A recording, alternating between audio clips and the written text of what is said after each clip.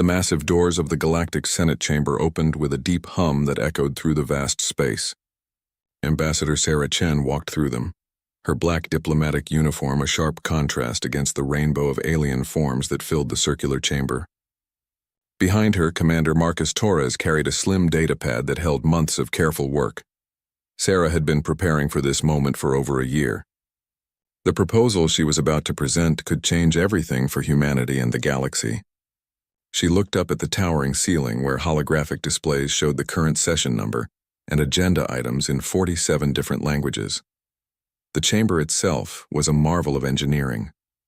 847 species called this place their political home. The seats were designed to accommodate every possible body type imaginable. Some delegates sat in pools of specialized liquid, others hung from crystal formations that grew from the ceiling. The energy beings existed as controlled fields of light that pulsed gently in their designated spaces. Sarah took her place at the central speaking platform. The translation matrix hummed to life around her, a complex web of technology that would convert her words into every language and communication method used by the member species. She had practiced this speech dozens of times, but standing here now, surrounded by beings who had been traveling between stars when humans were still learning to make fire, she felt the weight of representing her entire species. "Honored delegates," Sarah began, her voice carrying clearly through the chamber's acoustic systems, "I come before you today with a proposal that could benefit every member of our great alliance." She activated her datapad, and the central holographic display came to life.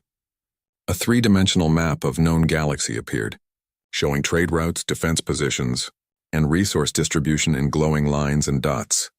For too long, our species have worked separately, each using only our own strengths while our weaknesses remain unprotected. I propose we change this with the Mutual Defense and Resource Sharing Initiative.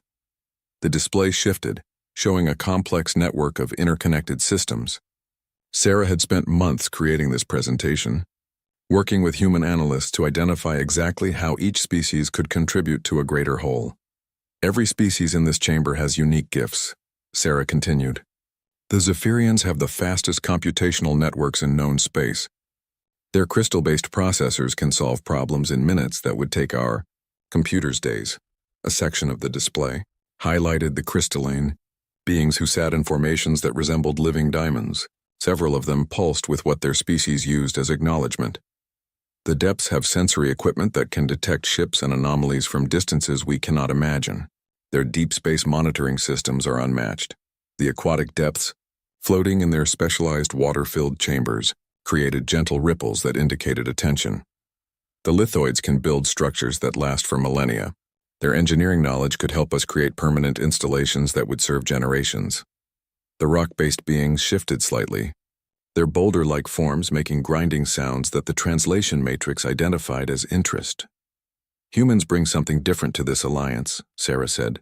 Knowing this was the crucial part of her presentation. "We are coordinators. We see patterns. We can take all these individual strengths and weave them together into something stronger than the sum of its parts." The display now showed detailed tactical scenarios. Human fleet formations worked with Zephyrian computational support to predict enemy movements. Depth sensors provided early warning while lithoid defense platforms protected key positions. Each species contributed what they did best while covering the weaknesses of others.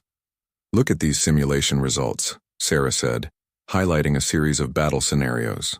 "When human tactical coordination combines with Zephyrian processing power, our response time to threats improves by 400%.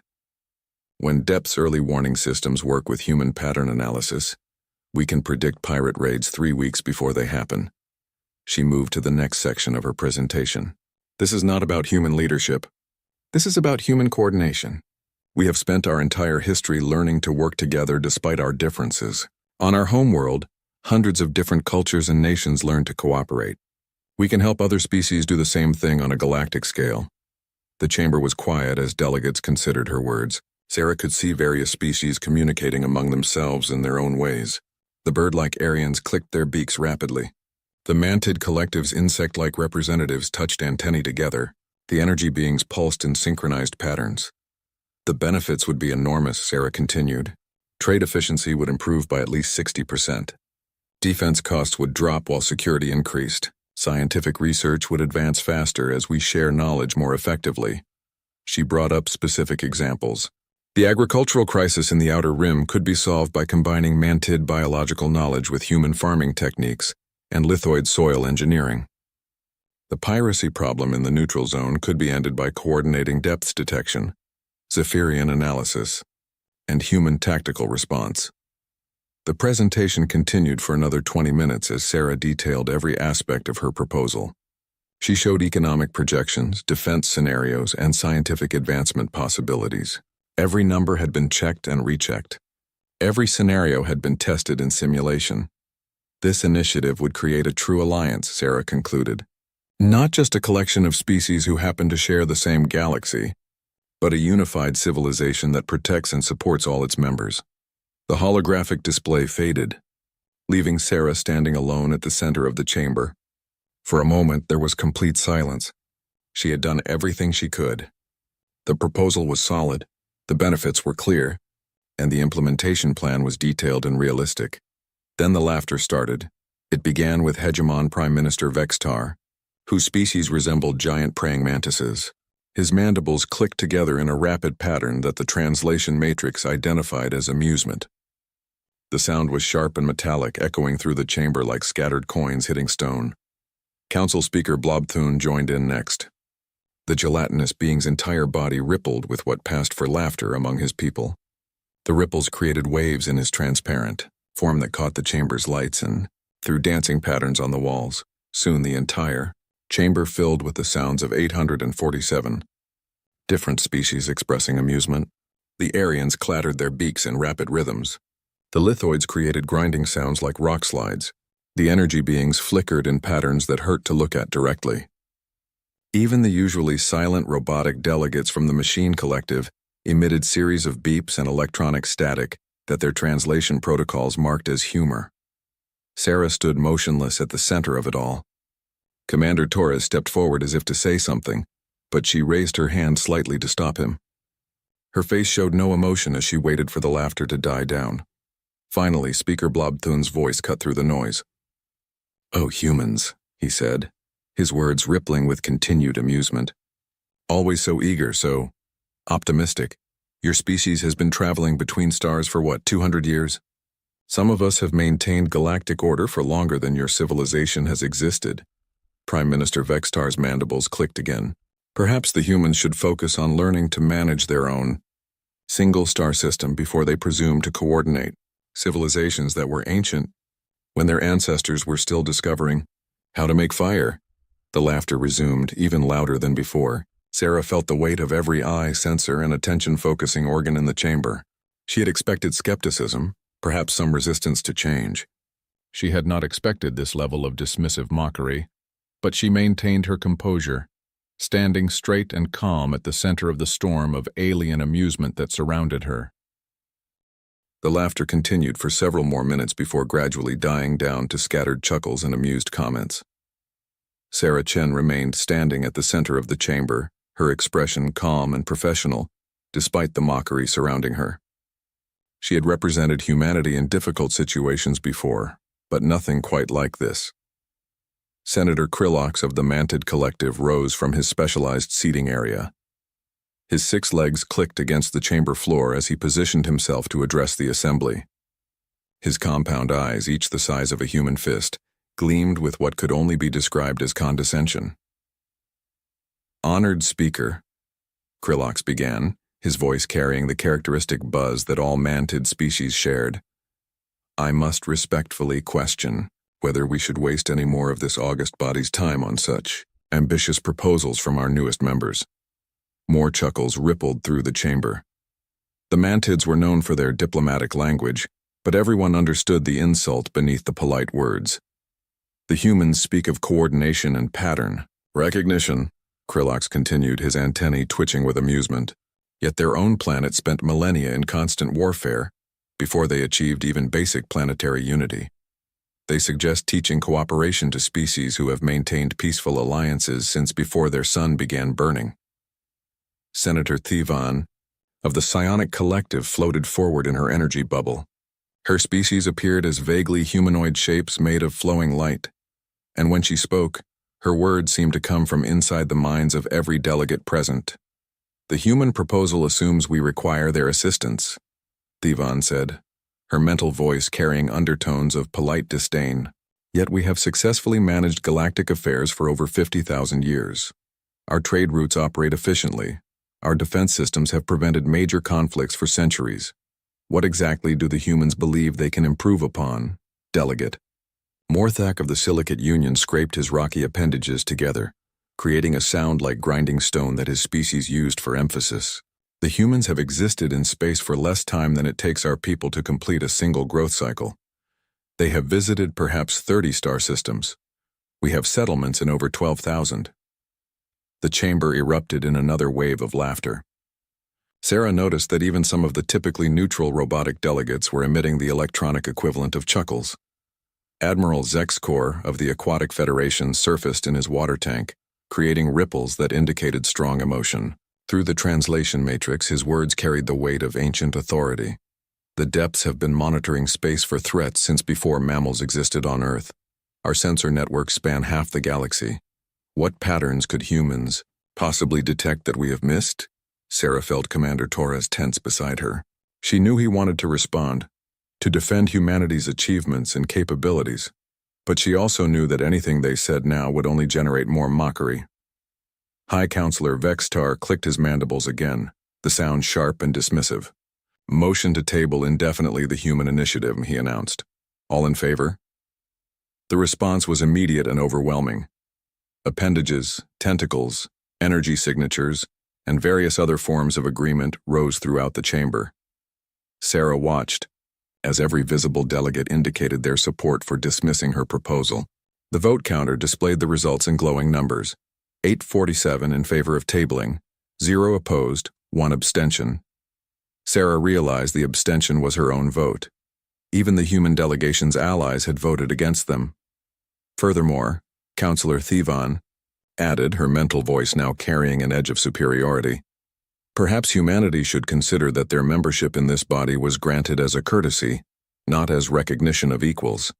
The Galactic Senate welcomed Earth as we would welcome any developing civilization showing promise. But developing civilizations observe and learn. They do not presume to lecture their elders." The insult was clear and deliberate. Several delegates made sounds of approval. The energy beings flickered in patterns that translated as agreement. Even the usually stoic machine collective emitted brief electronic chirps of concurrence. Senator Grauthon of the Crystalline Hegemony resonated with harmonics that created beautiful but dismissive tones. The humans mistake inclusion for equality. A child may sit at the adult table, but that does not make them qualified to plan the family's future. More laughter followed. Sarah noticed that some delegates were now openly discussing her proposal among themselves, pointing at various aspects of her presentation data that still glowed on the chamber's displays. But their discussions were clearly mocking rather than serious consideration. The computational requirements alone, buzzed one Zephyrian to another, show they do not understand the complexity of our systems. Their tactical scenarios assume response times that ignore basic physics, clicked an Aryan delegate. The resource allocation models would bankrupt half the galaxy, rumbled a lithoid representative. Sarah listened to the critiques and realized something important. The delegates were not actually addressing the merits of her proposal. They were dismissing it based on assumptions about human capabilities, rather than examining the specific plans and data she had presented. But she also understood that pointing this out would accomplish nothing. The Senate had made their decision based on prejudice rather than analysis, and no amount of argument would change their minds in this moment. Speaker Blobthun's gelatinous form rippled again as he prepared to formally close the discussion. "The matter is settled," he announced. "The human proposal is tabled indefinitely. Perhaps our human colleagues will use this time to observe how galactic civilization actually functions before proposing such sweeping changes." The dismissal was complete and final. Sarah felt the weight of failure settling on her shoulders. Months of work, careful planning, and hope for a better future had been rejected without serious consideration. But as she looked around the chamber at the smug expressions and amused, Body language of the delegates, she felt something else growing inside her. Not anger exactly, but a cold determination. The Senate had made their choice. Now humanity would make theirs. Sarah gathered her materials with deliberate care. She powered down her data pad and tucked it under her arm. Commander Torres moved to follow her lead, his jaw set with barely controlled frustration. The human delegation withdraws the proposal, Sarah announced clearly, her voice carrying to every corner of the chamber. We thank the Senate for their consideration. She turned and walked toward the chamber doors with measured steps. Torres followed, and behind them, the laughter resumed. But this time Sarah noticed it sounded somehow less confident, as if some delegates were beginning to wonder whether they had missed something important. The massive doors closed behind them with the same deep hum that had announced their arrival, but everything had changed in the space of 1 hour. The galaxy would never be quite the same, though the delegates laughing in the chamber behind them did not yet understand why. 3 days after the Senate session, maintenance worker Kleetak noticed something unusual as he cleaned the diplomatic quarters on Station Alpha 7. The human embassy section, which had buzzed with activity for months, was strangely quiet. He pressed his auditory sensors against the door and heard nothing. Inside, the human diplomats worked with quiet efficiency. Ambassador Chen moved through the embassy quarters, checking that all classified materials were properly secured or destroyed. The walls that had once displayed star charts and alliance proposals now showed bare metal. All communication equipment has been wiped and packed, reported communications. Officer Lisa Park. Her voice was calm, professional, showing no trace of the anger that many humans felt after the Senate's dismissal. Scientific equipment? Chen asked. Dr. Vasquez finished transferring the data yesterday. Everything is ready for transport. Commander Torres supervised the loading of the last containers. Each box was labeled simply Earth Diplomatic Corps, with no indication of where it was going next. The human staff worked without conversation, their movements precise and purposeful. Across the station, Dr. Elena Vasquez visited the Zephyrian research laboratories where she had worked for the past 8 months. The crystalline beings hummed with computational activity as she approached their central processing cluster. Dr. Vasquez resonated primary researcher Cristal, her harmonic voice carrying pleasant undertones. Are you here to continue our work on quantum field analysis? I am here to inform you that the Human Scientific Exchange is terminating our collaborative projects, Elena replied simply. Thank you for the opportunity to work together. We are redirecting our resources to internal research initiatives. The harmonic frequency from the Zephyrian cluster shifted to confusion. Terminating? But our joint research has shown remarkable progress. The quantum resonance patterns we discovered could revolutionize faster-than-light communication. I understand. However, humanity has decided to focus our scientific efforts elsewhere. Elena handed over a data crystal. This contains all our research contributions to date. You are welcome to continue the work independently. Elena left the lab without further explanation. Behind her, the Zephyrian researchers buzzed with confused harmonics, trying to understand why the humans would abandon such promising research. Similar scenes played out across dozens of stations and colonies. Human traders quietly completed their current contracts but made no new agreements. They filed proper departure notices with port authorities and paid all outstanding fees, but offered no explanations for their sudden change in business patterns. Captain James Morrison of the merchant vessel New Horizon finished unloading his cargo at Trade Station Gamma 12. The Mantid port officials processed his paperwork with their usual efficient clicking and buzzing. Captain Morrison, buzzed Port Controller Ziktak, your manifest shows this as your final scheduled run to this sector. Will you be establishing new trade routes? No planned routes at this time, Morrison replied. The New Horizon will be returning to Earth space for reassignment. Reassignment to where? Ziktak's compound eyes showed curiosity. That information is not yet available, Morrison said politely. The Mantid controller's antennae twitched with mild annoyance, but Morrison's paperwork was complete and legal. There was nothing to prevent his departure. In the neutral zone, Admiral Jackson Hayes received a priority transmission from Earth Command. He read the orders twice before calling his senior staff to the briefing room aboard the flagship Endeavour. Ladies and gentlemen, Admiral Hayes began, we have new orders. All human vessels are to withdraw from joint patrol duties and report to designated coordinates for training exercises. Commander Sarah Mitchell, his tactical officer, raised her hand. Sir, what about our commitment to the Galactic Defense Force patrols? We're scheduled to cover Sector 7 for the next 3 months. GDF Command will be notified that we are unavailable due to training requirements, Hayes replied. All current operations are to be concluded within 72 hours. The staff exchanged glances. These were not normal training exercises, but Hayes offered no additional explanation. Across human space, similar orders went out.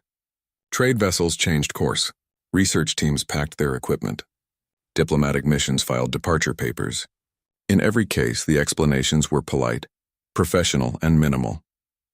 The first aliens to notice the pattern were the traffic controllers at major space stations. Supervisor Morglex of Deep Space Station 9 reviewed the departure logs with growing confusion. 12 human vessels departed yesterday, he noted to his assistant, a young Aryan named Chirpak. That is unusual for a single day.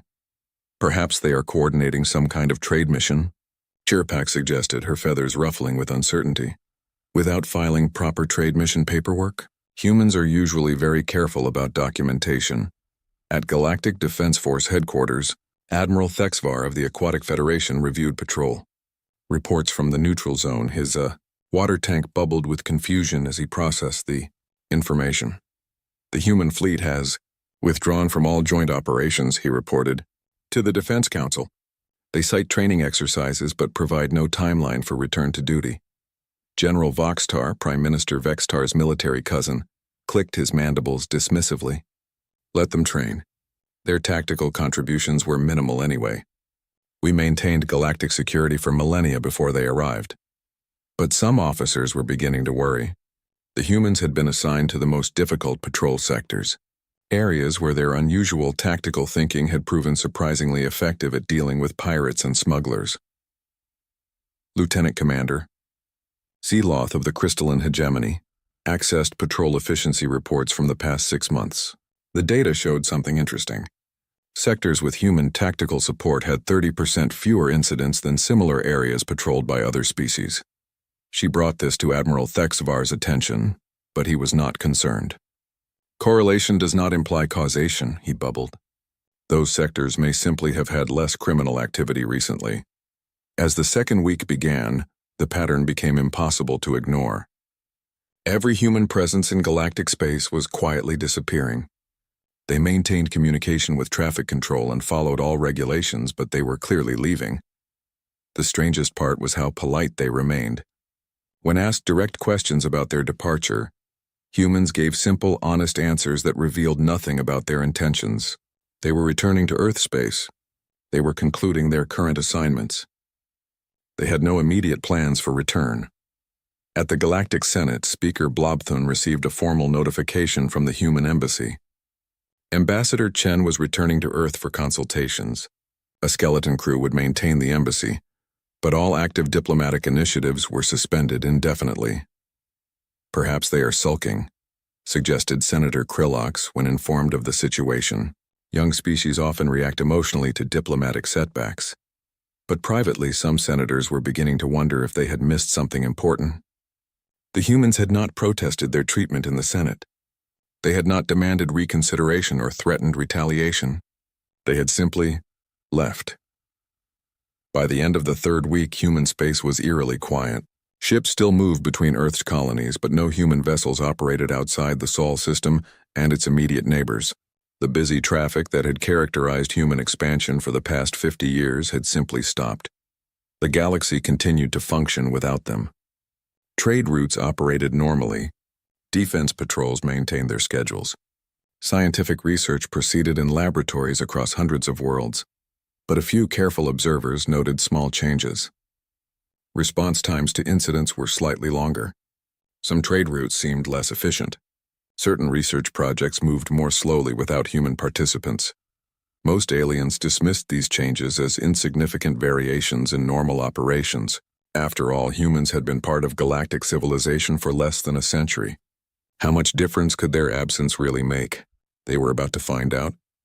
6 months after the humans departed, Captain Mordex of the Galactic Defense Force patrol ship Star Guardian received an urgent distress call from a merchant convoy in the Outer Rim.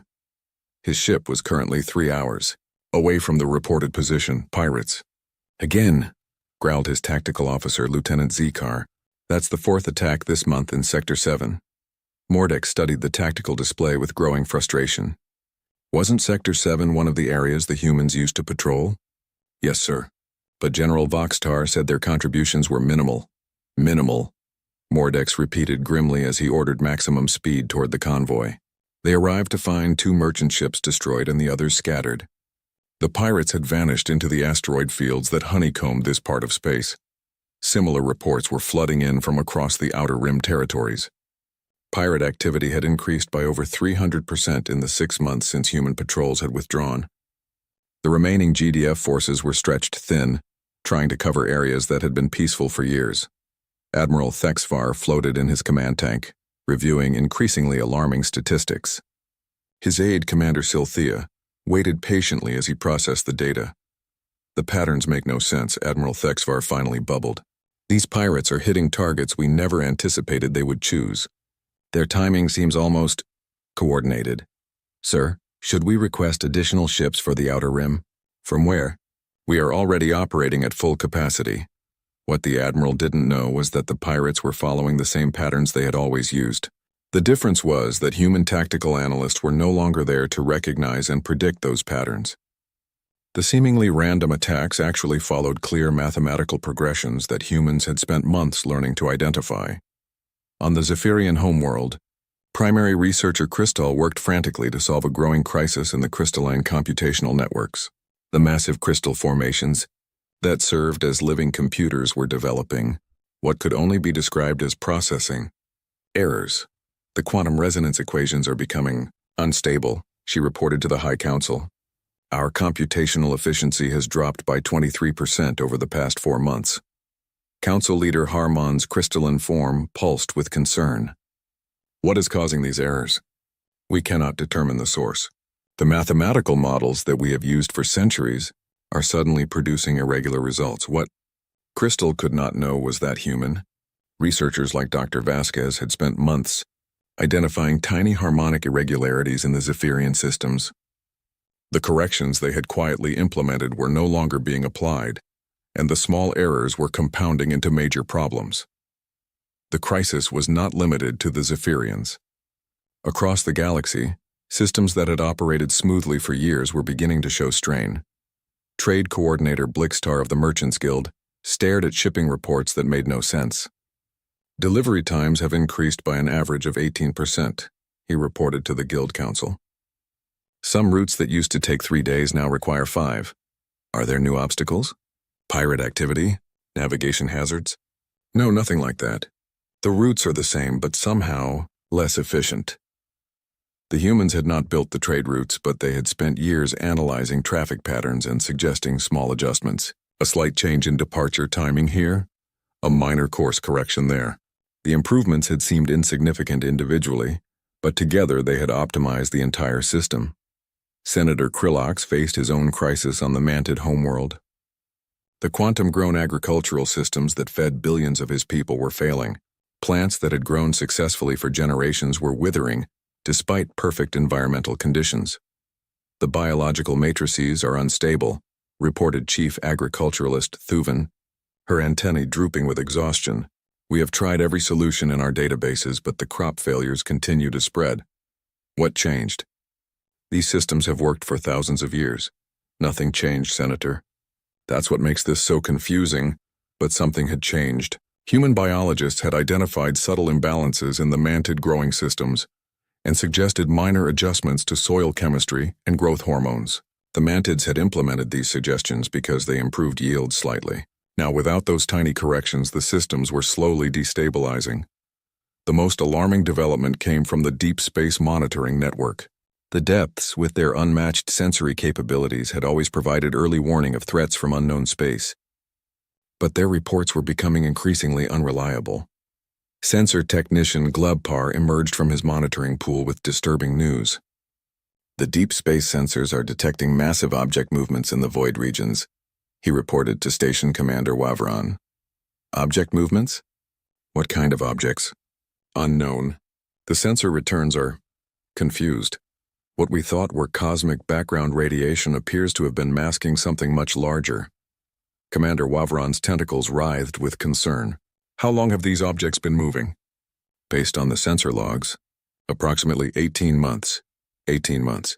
Right around the time the humans had departed from galactic civilization, the terrible truth was beginning to emerge. The energy signatures that human-designed sensors had been detecting and classifying as cosmic background fluctuations were not natural phenomena at all. They were massive fleet movements from regions of space that most species considered uninhabitable. Humans had been tracking these movements for months, building mathematical models to predict their patterns. But when humanity withdrew from galactic affairs, they had taken that knowledge with them.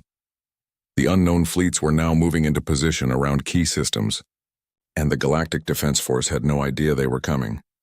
Emergency alerts began flooding into GDF headquarters. Scout ships reported massive energy readings in supposedly empty space. Long-range sensors detected fleet formations moving through regions that had been dark for millennia. Admiral Thexvar called an emergency meeting of the Defense Council. Representatives from every major species gathered in the secured chamber, their usual confidence replaced by obvious worry. "We are facing an unprecedented situation," the Admiral announced. Long-range sensors indicate the presence of unknown fleets in at least 17 different sectors. The formations are massive and appear to be moving in coordinated patterns. General Voxtar's mandibles clicked nervously. "Coordinated? You mean they are working together?" "That is our assessment. Furthermore, preliminary analysis suggests these fleets have been in position for months, possibly years. We simply failed to detect them until now." The room filled with the various sounds that different species made when expressing alarm, but one council member remained silent. Admiral Zexkor of the Aquatic Federation floated motionless in his tank, reviewing data on his personal display. "Admiral Zexkor?" prompted Admiral Thexvar. "Do the depths have additional sensor data?" "Yes," Zexkor replied slowly. "And it is disturbing. Our deep space monitoring logs show these energy signatures have been present for over 2 years. But they were classified as background radiation based on analysis protocols that we borrowed from human researchers. The implication hung in the chamber like a toxic cloud. The humans had known about the unknown fleets. They had been tracking them, analyzing them, preparing defenses against them. And when the Senate had laughed at their proposal for coordinated defense, humanity had quietly taken that knowledge with them. Senator Krylak spoke the question that everyone was thinking: where are the humans now? But nobody had an answer. Human space had gone completely dark 6 months ago. No communications came from Earth. No human ships traveled the traditional routes. It was as if humanity had simply vanished from the galaxy. The unknown fleets continued their slow, inexorable advance toward inhabited space, and the Galactic Senate finally began to understand what they had lost when they dismissed humanity's offer of cooperation. The galaxy's greatest crisis in 50,000 years was approaching, and the species that might have helped coordinate a defense had gone home in silence, taking their pattern recognition abilities and tactical coordination with them. The Senate's laughter was beginning to sound like a very expensive mistake. 18 months after the Senate session that had ended in laughter, Ambassador Sarah Chen stood once again in the Galactic Senate chamber. But this time the atmosphere was completely different. Gone was the confident chatter and casual dismissal that had greeted her previous visit. The delegates sat in tense silence, their attention focused on the massive tactical displays that showed the true scope of the crisis facing galactic civilization. The unknown fleets had revealed themselves completely now. Hundreds of massive ships emerged from the void regions, their technology unlike anything the known species had ever encountered. They had already taken control of 7 star systems, and their advance seemed unstoppable. Speaker Blobthun's gelatinous form had lost its usual luminescent confidence. When he spoke, his words carried undertones of barely controlled desperation. "Ambassador Chen, we are grateful that you accepted our invitation to this emergency session." Sarah looked around the chamber, noting the changes that 18 months had brought. Many seats sat empty as delegates dealt with crises in their home systems. The ones who remained looked tired, worried, defeated. The arrogant confidence that had once filled this space had evaporated. The Galactic Senate faces unprecedented challenges, continued Speaker Blobthun. Perhaps we were Hasty in our previous assessment of certain proposals. Prime Minister Vexit-Tar's mandibles twitched nervously, rather than clicking with amusement. The unknown fleets possess tactical capabilities that we cannot counter effectively. Our traditional defense strategies have proven inadequate. Admiral Thexavar projected his voice from his water tank, the bubbles betraying his agitation. Ambassador Chen, the Galactic Defense Force has suffered 7 major defeats in the past 4 months. We cannot predict their movements or counter their strategies. Sarah listened to their admissions without expression. Behind her, Commander Torres maintained the same professional demeanor. Though she knew he was thinking about the months of preparation that had led to this moment. Senator Krilox rose on his 6 legs, his compound eyes no longer gleaming with superiority. We have reconsidered the value of different perspectives in military planning. Perhaps human insight into these matters would be valuable. The agricultural systems on 12 worlds are failing, added another delegate. Trade routes that functioned for millennia are breaking down.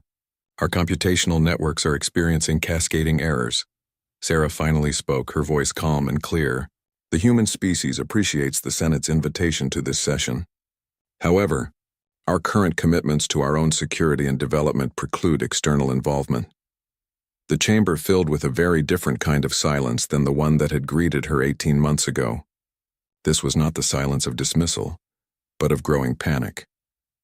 Ambassador, Speaker Blobthun said carefully, surely humanity recognizes the threat these unknown fleets pose to all civilized species, including Earth?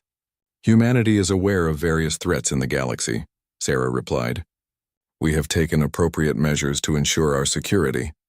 What she did not say was that those measures had been under development for over 2 years. While the Galactic Senate had been laughing at human proposals, human scientists and military planners had been analyzing the unknown fleet movements and developing countermeasures. Senator Thevan of the Psionic Collective floated forward, her energy form flickering with agitation. The Senate acknowledges that certain misunderstandings may have occurred in our previous interactions. Perhaps those issues could be addressed. Sarah allowed herself a small smile. Misunderstandings are indeed unfortunate. However, humanity has learned that effective cooperation requires mutual respect and recognition of each party's contributions. She paused, letting her words sink in. We have found that when civilizations work together, combining their unique strengths and respecting each contribution, remarkable things can be achieved. The irony was not lost on anyone in the chamber. Sarah was repeating almost exactly what she had said 18 months ago, when the Senate had laughed at her proposals. What would humanity require for renewed cooperation? Asked Admiral Thexvar carefully. That is an interesting question, Sarah replied. Unfortunately, humanity's current obligations make such discussions premature. Commander Torres stepped forward and handed her a datapad. Sarah glanced at it and nodded. I have just received an update from Earth Command, she announced. It appears that several independent systems have approached humanity regarding mutual defense agreements.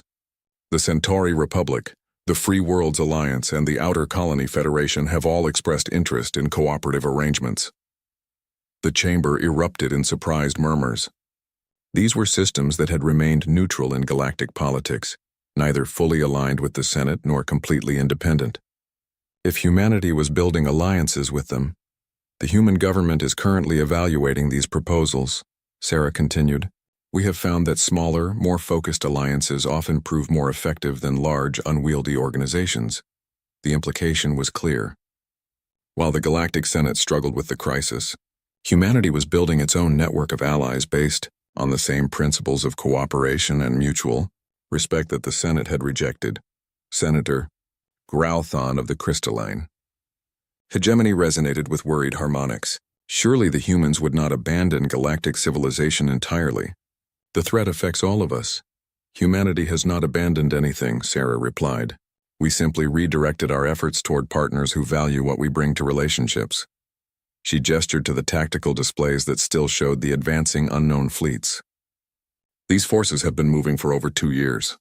Human analysts identified the pattern 18 months ago and shared our concerns with this body.